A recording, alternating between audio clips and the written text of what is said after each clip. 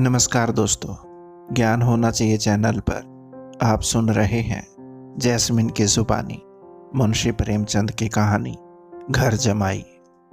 नमस्कार साथियों, ज्ञान होना चाहिए चैनल पे आप सभी का हार्दिक अभिनंदन है।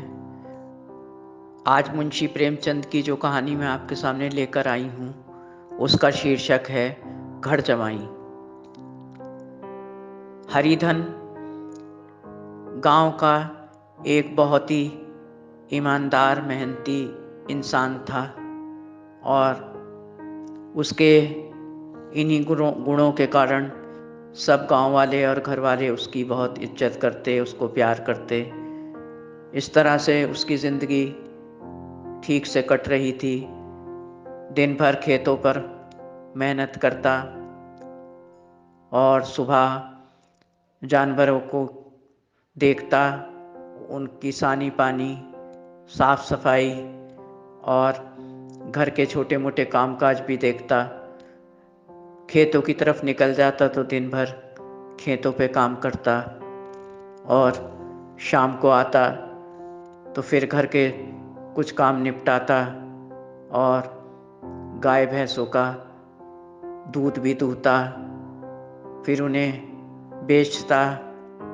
और इस तरह से उसकी ज़िंदगी बहुत बिजी गुजर रही थी, लेकिन उसे ज़िंदगी से कोई शिकायत ना थी क्योंकि यही दिन उसके काम करने के थे, इसलिए वो अपनी ज़िंदगी से संतुष्ट था।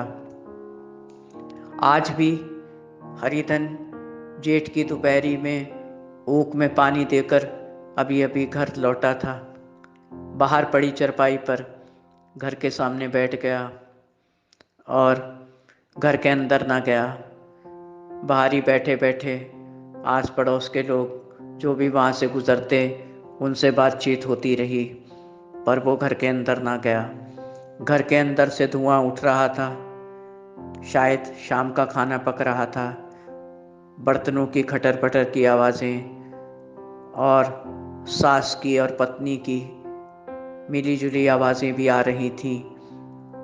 उनको पता था कि हरिहर आ गया है, बाहर बैठा है, लेकिन किसी ने बाहर आके एक गिलास पानी तक को ना पूछा, ना उसकी कोई खैर खबर ली।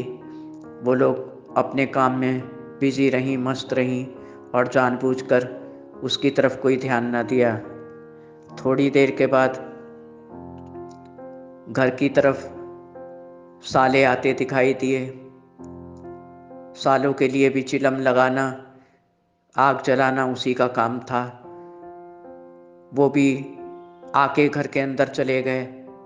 वो देखता रह गया, उससे किसी से बात ना करी दोनों सालों ने, ना किसी तरह से उसकी तरफ देखा, ना उससे सलाम दुआ, ना कोई और बात। बेरुखी से अंदर चले गए। वो सोचता रहा, उससे ऐसी कौन सी गलती हो गई है। मैं तो दिन भर काम में खटता हूँ, सुबह से लेकर रात तक, बाहर का भी काम, घर का भी काम, इन लोग के लिए भी करता हूँ जो कुछ भी ये कह देते हैं, फिर भी मुझसे किसी को कोई हमदर्दी नहीं। ये सब सोच ही रहा था तो देखा सालों के दोनों लड़के चले आ रहे हैं सामने से। उन लोग ने भी बेरुखी से मुंह फेर लिया उसे देखकर। हरिधन को जैसे दिल पे घूंसा लगा हो कि इन लड़कों की इतनी मजाल, लेकिन कुछ ना बोला। दोनों लड़के भी घर के अंदर चले गए और वो देखता रहा, कुढ़ता रहा। 1 महीने से उसके साथ घर में बहुत बुरा व्यवहार हो रहा था और सौतेले से भी बदतर उसके साथ व्यवहार हो रहा था। कल की ही तो बात है, सास ने कितनी कस के फटकार लगाई थी उन्हें। बोली, तुम्हारी जिंदगी भर का ठेका लिया है क्या, जो यहाँ पड़े पड़े खाते हो और कुछ काम नहीं करते? तुम्हें तो शर्म आनी चाहिए। तुम्हारी उम्र के लोग क्या से क्या कर देते हैं और तुम दिन रात सिर्फ रोटियां तोड़ने के अलावा कुछ नहीं करते हो। पीछे से पत्नी ने अम्मा का समर्थन किया। बोली, रहने भी दो अम्मा, किससे बात कर रही हो? इनको ये सब बोलने से क्या फ़ायदा? इनको तो बस अब रोटियां तोड़ने को चाहिए और कुछ नहीं। दिन भर पड़े रहते हैं बेशर्मों की तरह। हरिधन के दिल पे धक्का लगा कि दूसरे लोग तो मुझसे बुरी तरह पेश आ ही रहे हैं, ये मेरी औरत है, इस तरह का व्यवहार कैसे कर सकती है। दोस्तों, आप सुन रहे हैं जैस्मिन की आवाज़ में मुंशी प्रेमचंद की कहानी घर जमाई। लेकिन साक्षात अपने कानों से सुन रहा था, सामने देख रहा था, कैसे अपने दिल को समझाता। हरिधन को इस घर में रहते रहते 10 साल से ज़्यादा हो गए थे। दिन भर काम करता था और रात तक बचा कुचा जो भी खाना होता था वो उसको मिल जाता। कोई भी उसकी तरफ ध्यान ना देता। बस जब भी सामना होता तो सब उसको ताने देते, छोटे से लेकर बड़े तक। इस तरह से उसकी ज़िंदगी बर्बाद थी। इसी गुस्से में वो बाहर बैठा हुआ था कि अचानक पत्नी बाहर आई और घड़ा देकर बोली कि कुएं से जाओ पानी ले आओ, घर में एक बूंद भी पानी नहीं है। उसको बहुत गुस्सा आई। वो सोने की एक्टिंग करने लगा। बोला मुझे नींद आ रही है, मैं न लाऊंगा, तू खुद ले आ। पत्नी गुस्से से पैर पटकती हुई चली गई और कुएं से पानी लाकर अंदर जाके अपनी अम्मा से बोला कि देखा अम्मा, तुम सही कहती थी कि निखट्टा आदमी है, पड़ा पड़ा सिर्फ खाता है। मैंने एक घड़ा पानी लाने के लिए कहा कुएं से तो मना कर दिया, बोला नींद आ रही है। कितना बड़ा बहानेबाज है अम्मा, मेरा दिल तो इस आदमी के ऊपर से उठ गया है। सास ने कहा सब्र कर, सब ठीक हो जाएगा। इस तरह से वो सबकी बातें सुनता रहा। थोड़ी ही देर में पत्नी फिर आके खड़ी हो गई चरपाई के पास। उससे बोली सो गए हो क्या? वो गुस्से से बोला सोते हुए से क्यों बार बार पूछ रही है कि सो गए हो या जग रहे हो? मुझे सोने दे, मुझे नींद आ रही है। लेकिन पत्नी जब आई थी तो किवाड़ खुले थे। उसने देखा कि बरामदे में साले और उसके लड़के सब साथ में बैठे भोजन कर रहे हैं। उसके दिल को धक्का लगा कि खाना खा रहे थे, मुझे न बुलाया। क्या अब मेरी इतनी औकात भी नहीं कि मैं इन सब के साथ बैठकर खाना खा सकूं? क्या मैं इनका कुत्ता हूं जो बची कुची रोटियां खाऊंगा? उसकी आंखों में आंसू आ गए और अब वो अपने घर के पुराने दिन याद करने लगा कि घर में उसके बिना कोई खाना नहीं खाता था, उसका कितना मान सम्मान था और वो उस घर को छोड़ के आ गया। उसने भरी थाली पे लात मार दी थी। आज उसे सब कुछ याद आने लगा। बेबसी के आंसू उसकी आंखों से बहने लगे। अपने आंसुओं को छिपाता हुआ अपनी पत्नी से बोला कि तू जा घर में, मुझे भूख नहीं है, मुझे सोने दे और मैं ना खाऊंगा। वो चली गई। फिर वो अपने पुराने दिनों को याद करने लगा। यही वो घर है जहाँ 10 साल पहले मैं आया था तो मेरी कितनी आवभगत और तवज्जो होती थी और सब उसके आगे हाथ बांधे खड़े रहते थे। यही पत्नी थी जो हर वक्त पैर दबाती थी, मुँह देखती रहती थी कि क्या पाऊँ, क्या खिला दूँ, कैसे इनका सम्मान करूं। यही वो सास थी, यही वो साले थे जो दिन रात उसकी चरपाई के पास खड़े रहते थे। तब उसके पास रुपये थे, जायदाद थी और खेती बाड़ी थी। अब क्रोध की जगह आंसुओं ने ले ली। सोचा इन सब का अब मुझसे मतलब निकल गया तो अब मुझे अपने रास्ते से हटा देना चाहते हैं और भगा देना चाहते हैं, इसीलिए मुझे बात बात पर ताना देकर परेशान करते हैं।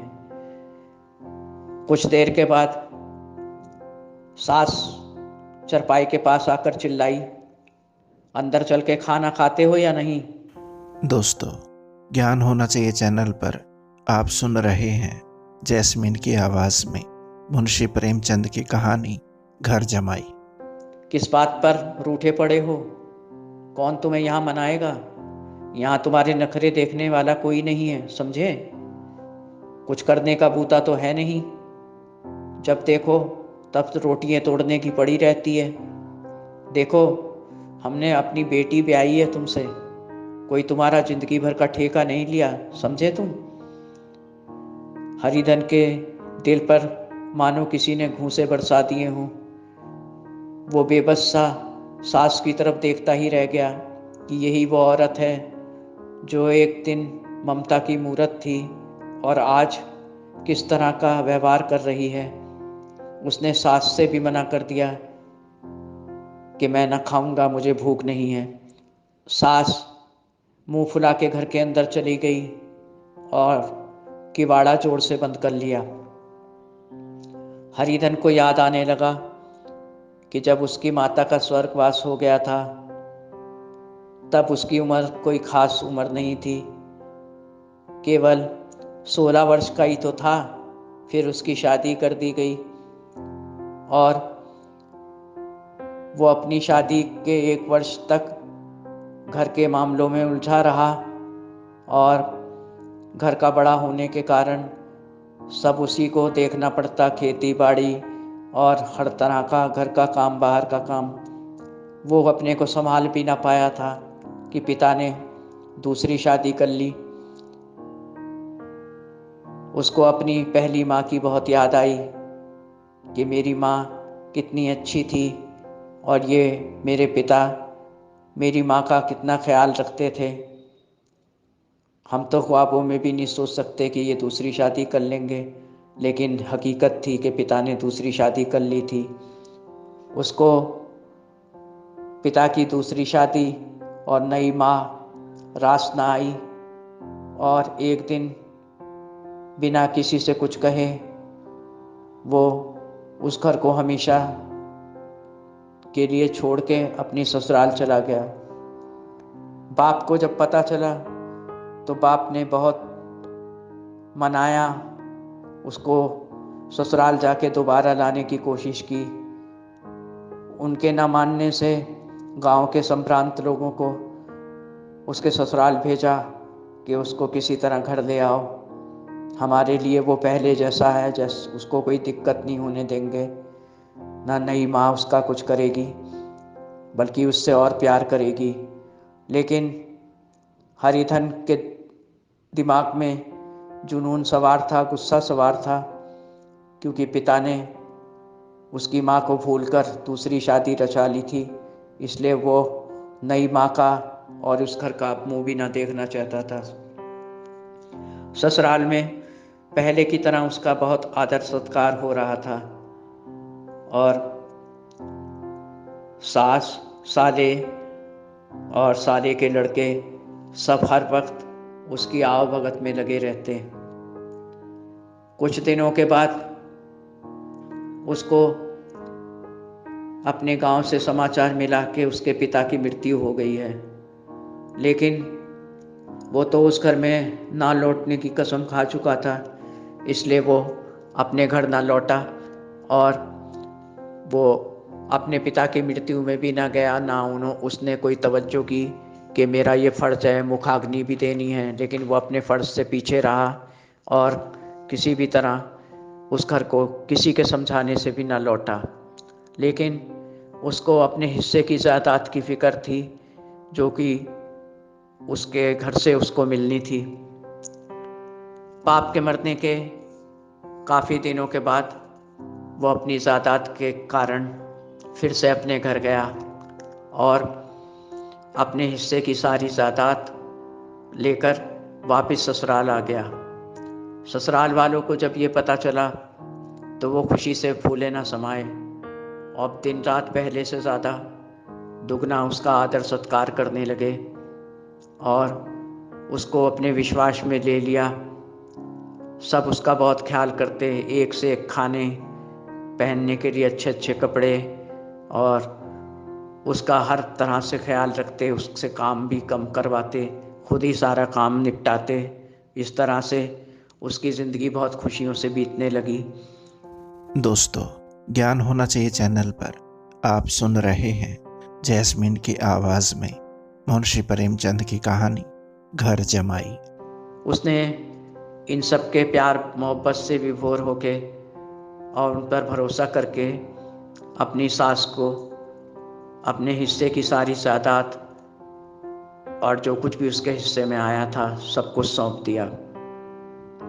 कुछ दिन तक तो सब कुछ ठीक ठाक चला और सब लोग पहले की तरह उसकी आवभगत करते रहे, लेकिन ज्यों-ज्यों दिन गुजरने लगे उसके मान सम्मान में कटौती होने लगी और अब पहले जैसी बात न थी।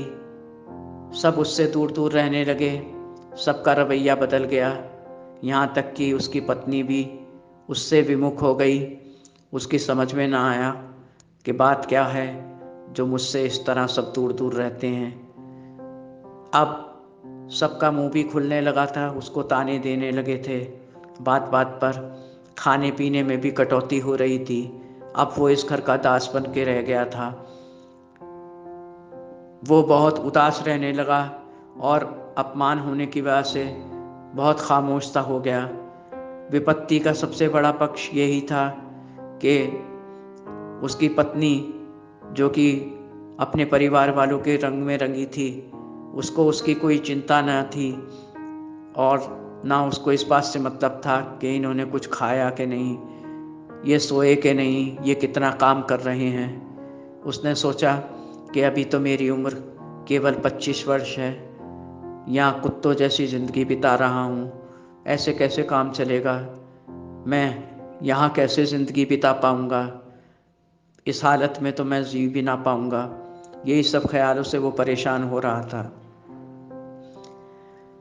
इधर हरिधन भूख प्यास और अपमान की ज्वाला में चल रहा था और उधर सास और पत्नी कर्कश स्वर में उसकी बुराई करने में लगी हुई थी।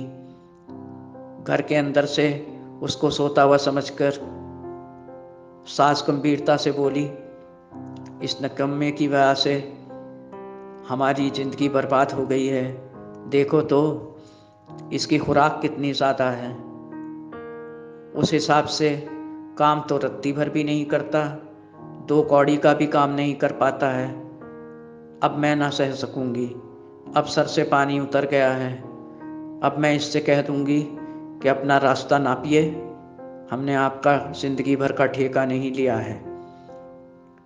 कुटिलता से पत्नी ने भी जवाब दिया माँ के समर्थन में कि अम्मा, मेरे तो भाग्य ही फूट गए हैं, तुमने इनसे मेरी क्यों शादी कर दी। ये निठल्ला खुद तो कुछ करता नहीं, मेरी भी जिंदगी बर्बाद है। अब मेरा क्या होगा अम्मा, तुम ही बताओ। ये सब तुम लोग ने किया है, अब तुम जानो। कुछ देर के बाद किसी काम से पत्नी बाहर आई तो हरिधन बोला कि देख, अब मैं इस घर में एक पल भी ना रहूंगा, तू मेरे साथ चलेगी। पत्नी ने जवाब दिया कि मुझे पागल कुत्ते ने काटा है जो तुम्हारे साथ जाऊं, मैं तो अपने घर वालों के साथ रहूंगी। इतनी अच्छी ज़िंदगी छोड़ के मैं तुम्हारे साथ जाऊंगी, मुझे अपनी ज़िंदगी नहीं बर्बाद करनी है। और ये कहकर भीतर चली गई और ज़ोर से दरवाज़ा बंद कर लिया। बहुत देर तक हरिधन सोचता रहा कि क्या करूं, कहाँ जाऊं। फिर उसने एक फैसला लिया कि अब जहाँ जाऊं, लेकिन मैं इस अपमान भरी ज़िंदगी को ना जीऊँगा। और पक्का फैसला करके अपने उस घर की तरफ चल दिया जिसको वो छोड़ आया था, जिसके लिए उसने कसम खाई थी। लेकिन इस जलालत भरी ज़िंदगी से वो अब दूर चला जाना चाहता था, इसलिए अब वो उस घर की तरफ लौट पड़ा जो कि उसको पुकार रहा था। 30 मील की यात्रा उसने 5 घंटों में तय कर ली। बहुत दूर चलते चलते गांव के वही नज़ारे उसके सामने आने लगे जिनको वो छोड़ गया था। कुछ देर के बाद वो अमराइयों में पहुंचा। उसको बहुत सुकून मिला। उसने उस सुकून से अपनी आंखें बंद कर ली और बहुत तल्लीनता से, खुशी से, प्रसन्नता से वहाँ घास पर बैठ गया। दोस्तों, ज्ञान होना चाहिए चैनल पर आप सुन रहे हैं मुंशी प्रेमचंद की कहानी घर जमाई, जिसे अपनी मधुरमयी आवाज से सराबोर किया है जैस्मिन ने। तभी वहाँ का रखवाला मंगरू वहाँ आ पहुँचा और उसको वहाँ बैठा देखकर एकदम पहचान गया और बोला, अरे हरिधन, तुम यहाँ कब आए? तुमने बताया भी नहीं, कोई खबर भी नहीं दी। अच्छा हुआ तुम आ गए। हरिधन, तुमको मालूम है वहाँ तुम्हारे 2 छोटे भाई तुम्हारे कितना इंतज़ार करते हैं, और तुम्हारी वो भी माता रोज़ हम लोग से तुम्हारा जिक्र करके रोती है। तुम्हारे पिता मर गए, तुम्हारी शक्ल देखने को तरस गए।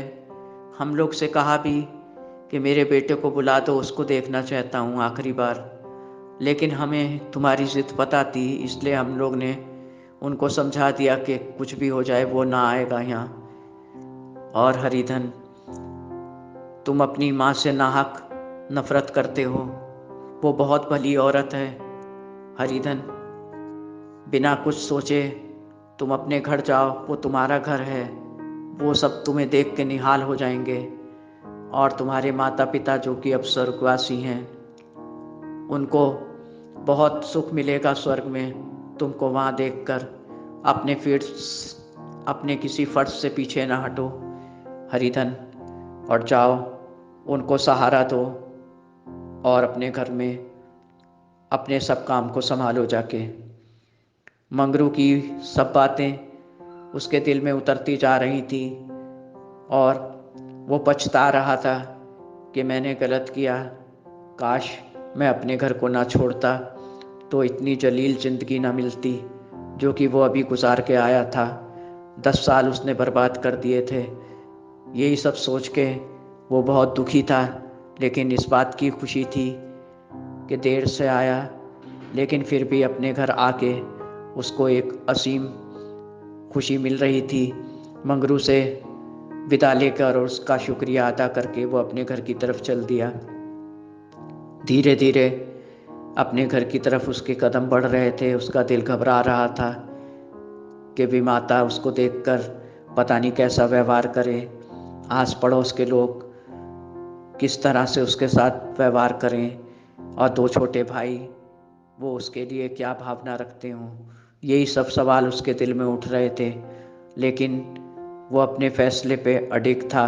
वो चलता गया और आखिर अपने घर के द्वार पर जैसे ही पहुंचा, उसके दोनों छोटे भाई उसको देखते ही भैया भैया चिल्ला के उसके पैरों में लिपट गए और अपनी माँ को आवाज़ देने लगे, अम्मा देखो कौन आया है, भैया आए हैं अम्मा। अम्मा जो अंदर काम कर रही थी दौड़ के आई, देखा कि हरिधन खड़े हैं। वो भी हरिधन से गले लग के रोने लगी, हरिधन तुम हमें छोड़ के कहाँ चले गए थे? हम ऐसे नहीं थे जैसा तुमने हमें समझा था। हरिधन देखो, तुम्हारे पापा भी नहीं हैं, तुम उनकी अमानत हो, तुम मेरे बेटे हो, और तुम्हारी माँ जो स्वर्ग में हैं वो भी मेरी बहन के समान हैं। तुम अपने घर को संभालो, अपने फ़र्ज को संभालो और हम लोग का सहारा बनो। इस तरह से अपनेपन की बातें सुनकर हरिधन उस स्त्री से लिपटकर, जिसको भी माता कहता था, रोने लगा और कहने लगा कि अम्मा मुझे माफ़ कर दो, मैं बहक गया था और पिता की दूसरी शादी से नाराज़ था। मुझे नहीं मालूम था कि घर घर होता है, घर को कभी छोड़ना नहीं चाहिए। विमाता ने कहा, हमारे भाग्य धन्य हैं अब तुम ही घर के मालिक हो, तुम ही इसको संभालो, तुम ही घर के सब कुछ हो, बड़े हो, और हम सब तुम्हारे आश्रित हैं। उसने कहा, नहीं अम्मा, तुम मेरी माँ हो और मैं तुम्हारा बेटा, जो तुम कहोगी वही होगा। इस तरह से उसको उस विमाता में अपनी स्वर्गीय माँ की छवि दिखाई दी। वो बहुत प्रसन्न था। दोस्तों, ज्ञान होना चाहिए चैनल पर आप सुन रहे हैं जैस्मीन की जुबानी मुंशी प्रेमचंद की कहानी घर जमाई। आज पहली बार उसने बहुत खुशी खुशी सबके साथ भोजन किया और रात में अपने दोनों भाइयों के साथ सो गया। दूसरे दिन तड़के ही हरिधन की आंख खुली। उसने जल्दी से हल कंधे पे रखा और खेतों की तरफ मुस्कुराता हुआ गुनगुनाता हुआ चला जा रहा था। रास्ते में जितने भी लोग उसको मिले सब जाने पहचाने थे। सबसे बहुत प्यार से मिलता बात करता चला जा रहा था। आज मन बहुत प्रसन्न था। आज वो किसी का आश्रित ना था, ना है किसी के द्वार का भिक्षुक। और प्रसन्नता के भाव से उसके चेहरे खिले पड़ रहे थे। कुछ दिन बाद उसे खबर मिली कि उसकी पत्नी ने दूसरी शादी कर ली। उसने भगवान का बहुत बहुत शुक्रिया अदा किया। आस पड़ोस के लोगों ने कहा, तुम्हें बुरा नहीं लगा? पंचायत बिठाओ, ऐसे कैसे उसने दूसरी शादी कर ली? वो बोला, नहीं, ये ऊपर वाले की मर्जी है और मेरे लिए रास्ता साफ हो गया।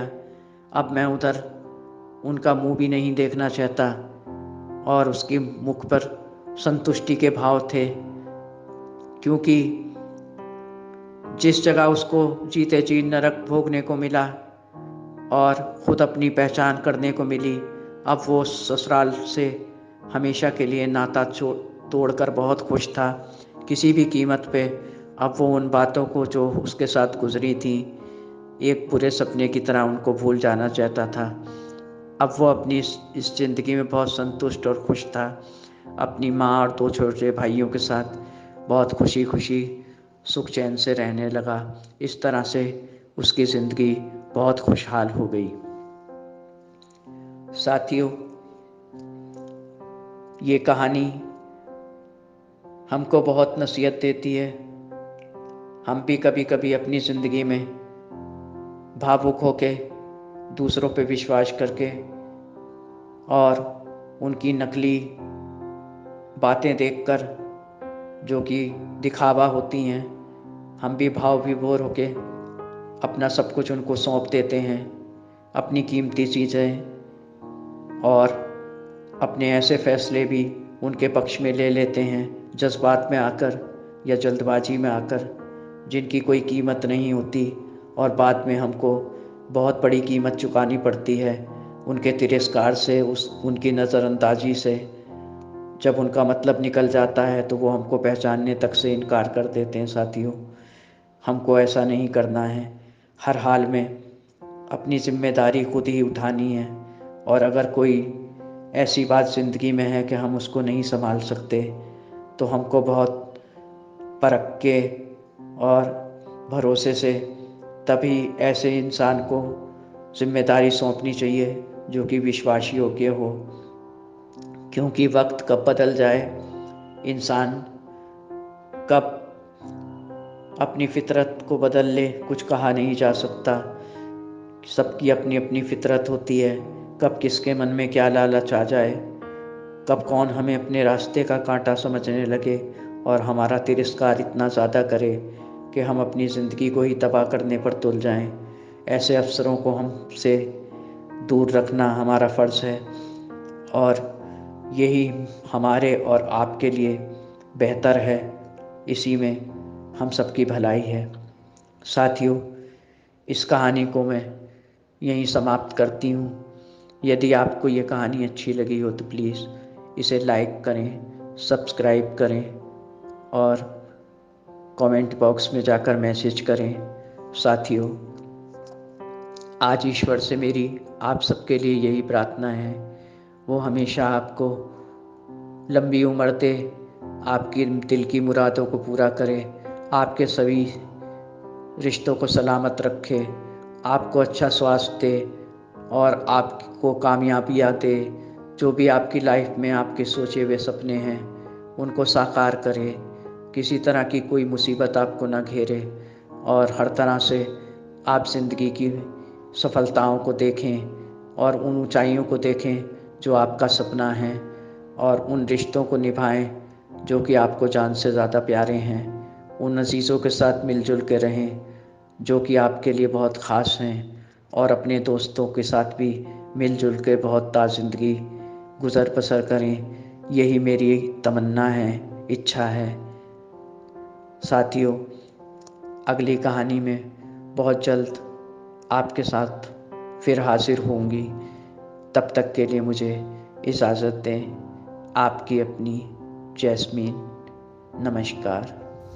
आप सुन रहे थे ज्ञान होना चाहिए चैनल पर मुंशी प्रेमचंद की कहानी घर जमाई, जिसे अपनी मधुरमयी आवाज़ से सराबोर किया था जैस्मीन ने। दोस्तों, आशा करता हूँ कि ये कहानी आपको पसंद आई होगी।